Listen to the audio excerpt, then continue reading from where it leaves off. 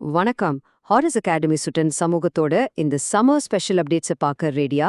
வாங்க, அவங்களோட அற்புதமான சாதனைகள், செய்திகள் எல்லாத்தையும் சுருக்கமா இந்த விளக்கப்பதிவுல பார்க்கலாம். இன்னைக்கு நாம என்னென்ன பார்க்க போறோம்னா, மாணவர்களோட கல்வி உறுதி, சிறந்த சமூக தலைவர்கள், அப்புறம் அவங்களோட படைப்பாற்றல் சிறப்புகள், அது மட்டும் இல்லாம எதிர்கால தொழில் வாய்ப்புகள், விளையாட்டுல குவிச்ச வெற்றிகள், கடைசியா இந்த கோடை காலத்துக்கான திட்டங்கள், இது எல்லாத்தையும் பத்தி தான் பேச போறோம். முதல்ல மாணவர்களோட கல்வியில இருக்கிற கவனத்தையும் உறுதியையும் பத்தி பார்க்கலாம்.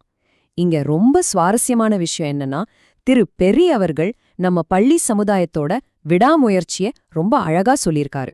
பொது தேர்வுக்கு தயாராகிற மூத்த மாணவர்களோட அமைதியான உறுதியையும் அவங்க பழக்க வழக்கங்களையும் அவர் ரொம்பவே பாராட்டியிருக்காரு. ஆனா அதே சமயம் பெற்றோர்களுக்கும் பாதுகாவலர்களுக்கும் வருகை பதிவு பத்தின ஒரு முக்கியமான மெசேஜையும் அவர் சொல்லியிருக்காரு. அது என்னன்னா, ஒவ்வொரு நாளும் ஸ்கூலுக்கு வர்றது இப்ப ரொம்ப ரொம்ப முக்கியம். ஏன்னா கல்வியாண்டோட இந்த முக்கியமான கட்டத்துல நாம இழக்கிற கல்விய திரும்ப பெறது ரொம்பவே கஷ்டம். அதனால லீவ் போடாம இருக்கிறது ரொம்பவே அவசியம். சரி, இது எல்லாமே வகுப்பறைக்குள்ள நடக்கிற விஷயங்கள். ஆனா இந்த விடாமுயற்சி வகுப்பறைக்கு வெளியேயும் எப்படி சிறந்த சமூக தலைவர்களை உருவாக்குதுன்னு இப்ப பார்க்கலாம்.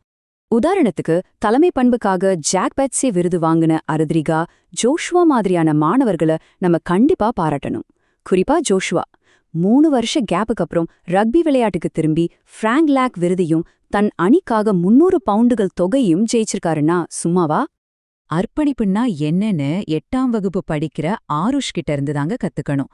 சுட்டன் நகர மேயர் கிட்ட இருந்து இளம் குடிமகன் விருத வாங்கியிருக்காரு. ஸ்கவுட்ஸ், ஏர் கேடட்ஸ், ஃபுட்பால், சுற்றுச்சூழல் குழுன்னு இத்தனை பொறுப்புகளையும் அவர் எப்படித்தான் சமாளிக்கிறாரோ, நிஜமாவே ஆச்சரியமா இருக்குல்ல. அப்படியே கொஞ்சம் ஸ்கூலுக்குள்ள திரும்ப வந்தோம்னா, நம்ம மாணவர்கள் கல்வி மற்றும் படைப்பாற்றல தொடர உயரங்கள் பிரமிக்க வைக்குது. இந்த ஜூனியர் கணித சவாலோட ரிசல்ட்ஸ் கொஞ்சம் பாருங்களேன். நம்ம 7 மற்றும் 8ஆம் வகுப்பு மாணவர்கள்ல 12 பேர் தேசிய அளவுல முதல் 7% இடங்களுக்குள்ள வந்து தங்கச் சான்றிதழ்களை தட்டி தூக்கியிருக்காங்க. இது ரொம்ப பெரிய சாதனை. அது மட்டும் இல்ல, செயின்ட் ராஃபில்ஸ் ஹாஸ்பிஸ் நடத்தின தொழில் முனைவோர் சவால்ல 6, 8ஆம் வகுப்பு மாணவிகள் சேர்ந்த ஒரு குழு வெறும் 50 பவுண்டுகளை முதலீடு செஞ்சு 10 வாரத்துல 2100 பவுண்டுகளுக்கு மேல லாபம் பார்த்திருக்காங்க. என்ன ஒரு அபாரமான பிசினஸ் மைண்ட் பாத்தீங்களா? இதுக்கு நடுவுல முதல் முறையா நடந்த இன்டர் ஹவுஸ் இசை போட்டியில 7ஆம் வகுப்பு மாணவி ஷெரில் 80க்கு 79ன்னு கிட்டத்தட்ட முழு மார்க் எடுத்து ஜட்ஜஸ் எல்லாரையுமே அசத்திட்டாங்க. இவ்ளோ திறமைகளும் லட்சியங்களும் இருக்கிற நம்ம மாணவர்கள் நிஜ உலகத்துக்கு போனா என்ன நடக்கும்? எதிர்கால வாய்ப்புகளை அவங்க எப்படி எதிர்கொள்றாங்கன்னு அடுத்து பார்க்கலாம். நம்ம 8ஆம் வகுப்பு மாணவர்களுக்காக ஏற்பாடு செய்யப்பட்ட ஃபிளாஷ் இன்டர்ன்ஷிப் மூலமா அவங்க லண்டன்ல இருக்கிற உயர்மட்ட கார்ப்பரேட் கம்பெனிகளுக்கு நேரா போய் அங்க நடக்கிற வேலைகளை பார்த்து கத்துக்கிட்டாங்க. அவங்க சும்மா போய் வேடிக்கை மட்டும் பார்த்துட்டு வரலைங்க. கென்னடிஸ் சட்ட நிறுவனத்துல ஒரு மாதிரி நீதிமன்ற விசாரணையே நடத்தி பார்த்திருக்காங்க. அது மட்டுமா, A&O ஷேர்மன் கம்பெனில ஆர்டிஃபிஷியல் இன்டெலிஜென்ஸை பத்தி ரொம்ப சீரியஸா விவாதம்லாம் பண்ணிருக்காங்க. இந்த ஃபியூச்சர் ஃப்ரண்டியர்ஸ் ஈவெண்ட்ல நம்ம 10ஆம் வகுப்பு மாணவர்கள் கலந்துகிட்ட விதம் ரொம்பவே ப்ரொஃபஷனலா இருந்துச்சு. ஒட்டுமொத்த ஃபெடரேஷனுக்கும் முன்னாடி அவங்க தங்களோட கம்யூனிகேஷன் ஸ்கில்ஸை ரொம்ப முதிர்ச்சியா வெளிப்படுத்தினாங்க. அடுத்து கொஞ்சம் ஸ்போர்ட்ஸ் பக்கம் போலாமா? தடகளம் மற்றும் விளையாட்டு மைதானங்கள்ல இருந்து வந்த சில செம எக்ஸைட்டிங்கான அப்டேட்ஸ் இங்க இருக்கு. 12.12 செகண்ட்ஸ் 14 வயசுக்கு உட்பட்ட சிறுவர்களுக்கான 100 மீட்டர் ஓட்டப்பந்தயத்தை நம்ம பென் கடக்க எடுத்துக்கிட்ட டைம் இது. அவரோட ஹார்ட் ஒர்க்குக்கும் ட்ரைனிங்குக்கும் இது ஒரு சூப்பரான ரிசல்ட். அதே உற்சாகத்தோட இப்போ ஸ்போர்ட்ஸ் கிரவுண்ட்லெல்லாம் பரவலா கேட்குற ஒரு சுவாரஸ்யமான கேள்விக்கு வருவோம். ஆமாங்க, நம்ம 8ஆம் வகுப்பு சிறுவர்கள் அணிதான் கார்ஷால்டன் பாய்ஸ், சீம் ஹை, கிளென்டோர்னு பல பெரிய அணிகளை வீழ்த்தி கெத்தா சாம்பியன் பட்டத்தை வென்றிருக்காங்க. இது கூடவே தேசிய அளவிலான போட்டியாளர்களை எதிர்கொண்ட நம்ம ஹேண்ட்பால் அணிகளோட விடாமுயற்சியும் ரொம்பவே பாராட்டுக்குரியது.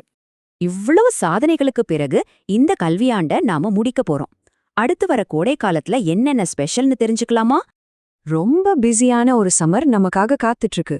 முக்கியமான எக்ஸாம்ஸ் ஒரு பக்கம் இருந்தாலும் பெரிய பெரிய செலிப்ரேஷன்ஸும் காத்துட்டு இருக்கு. குறிப்பா ஸ்கூலை விட்டு போற 11ஆம் வகுப்பு மாணவர்களுக்காக நம்ம ரீசெண்டா கொடுத்த பிரியாவிடை மரியாதைய சொல்லியே ஆகணும்.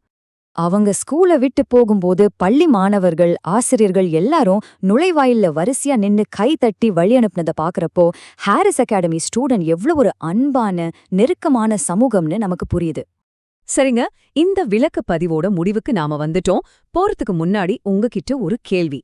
நீங்க ஒரு மாணவராவோ, பெற்றோராகவோ இல்ல ஆசிரியராகவோ இருக்கலாம். ஆனா நம்ம பள்ளியோட இந்த பாசிட்டிவ் எனர்ஜியை யூஸ் பண்ணி இந்த வருஷத்தோட கடைசி பருவத்தை நீங்க எப்படி ரொம்ப யூஸ்ஃபுல்லா மாத்த போறீங்க யோசிச்சு பாருங்க.